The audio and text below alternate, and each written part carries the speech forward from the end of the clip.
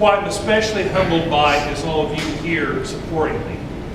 I cannot tell you what that means to me just to have you present. It brings to realization for me the awesome responsibility that I have once elected, and that is to do my level best to just do the right thing. And I saw that neighborhoods need to be strong for a city to be strong. I came to view neighborhood revitalization, building good neighborhoods, as an economic development tool, because I'm convinced that a business will not stay in a community and a business will not move to a community unless there are strong neighborhoods for their people to live in. We have those challenges north of the railroad, even though a lot of times we don't like to talk about it. Earlier today I was at a meeting with Tim Crystal. It was on the Twin Creeks watershed.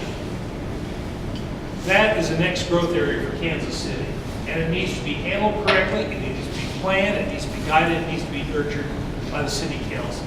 It's 15,000 acres of largely undeveloped land right now that over the next 20 to 30 years is projected to bring in an additional 75 to 80,000 residents. If you think about that, that's 3 Gladstones.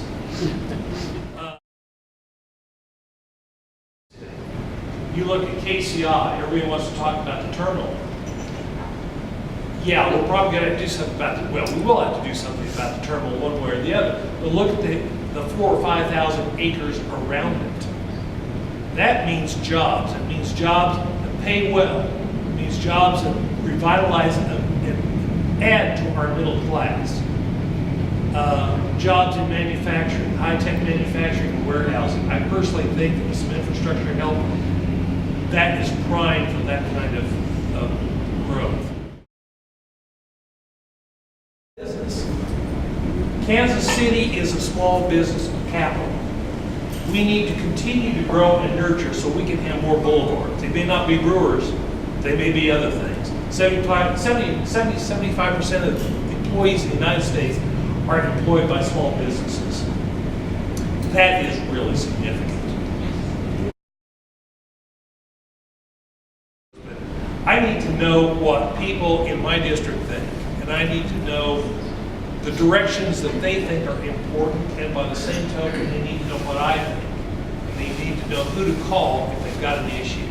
So we're going to keep campaigning right up until June 23. Certainly, I'm humbled again by the endorsements we've had. Standing here with Tim Crystal, who's the president of Forward Kansas City. They were one of the first out of the slots to endorse me. Citizens Association.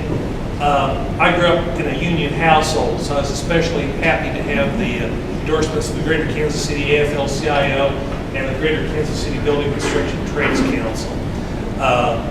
We've gotten endorsements from International Associated Firefighters Locals 42 and 3808 and Kansas City BizPAC, and I'm sure I'm missing somebody, but it really makes you feel good that people have that kind of faith.